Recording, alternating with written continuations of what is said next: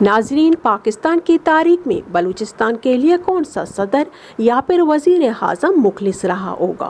انتہائی افسوس کے ساتھ آج کی تاریخ میں بلوچستان کی بہادر اور نڈر بیٹی بے گناہ ہوتے ہوئے اپنے ساتھیوں سمیت جیل کی سلاخوں کے پیچھے ہیں۔ سختیاں اور پریشانیاں تو اپنی جگہ، لیکن ان سب کے باوجود کہیں نہ کہیں دل کو یہ اطمینان ہے کہ موجودہ حالات میں مسلم لیگ نون کی حکومت ہے۔ تاریخ اس بات کی گواہ ہے کہ اگر کوئی پارٹی حکومت بلوچستان کے ساتھ مخلص رہی ہے تو وہ پارٹی نواز شریف کی ہی رہی ہے۔ بلوچستان کی شان 4 مہینے سے اپنے قریبی ساتھیوں کے ساتھ اندھیری کوٹری میں بند ہے، مگر دل کو یہ تسلی ہے کہ وقفے سے پیشی کے بہانے ہی صحیح انہیں منظر عام پر لایا جاتا ہے۔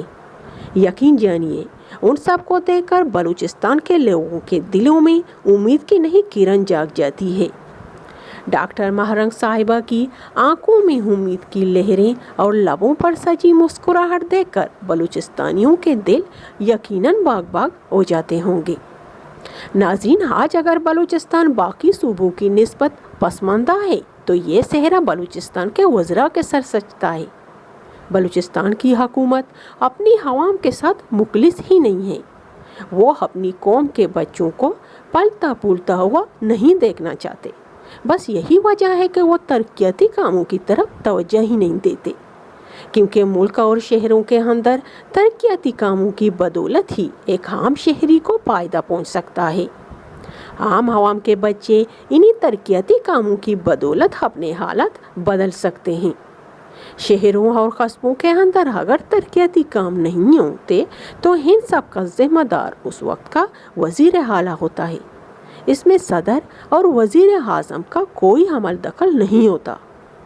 آج اگر بلوچستان کی نسبت باقی صوبے ترقی یافتہ ہیں تو ان کی وجہ وہاں کے وزراء ہیں۔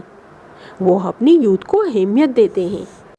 وہ اپنے دور حکومت میں کوئی بھی کام شروع کرنے سے پہلے اپنی نوجوان نسل کو سر پیرس رکھتے ہیں، پھر چاہے بات ہو ان کے ایجوکیشن کی، ان کے صحت کی، ان کے بہتر فیوچر کی یا پھر ان کے سیفٹی کی، ہر لحاظ سے ان کو آگے رکھتے ہیں۔ بلوچستان میں کچھ حد تک اگر ترقیاتی کام شروع کر بھی دیے جاتے ہیں، 1-2 سال کے بعد جب نیا وزیر اعلیٰ سلیکٹ کر دیا جاتا ہے تو نیا وزیر اعلیٰ پرانے پروجیکٹ کو سائیڈ میں رکھ کر اپنے کسی علاقے یا شہر میں نیا پروجیکٹ شروع کروا دیتا ہے، یہ سوچ کر کہ اگر انہوں نے سابقہ وزراء کا پروجیکٹ مکمل کر بھی لیا تو اس کا سہرا پرانے وزراء کو جائے گا، ان کو نہیں۔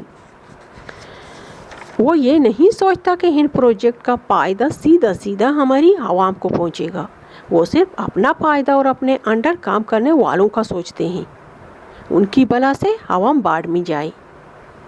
ناظرین، یہ ہوتے ہیں ہمارے سیاستدان اور ان کی سوچ۔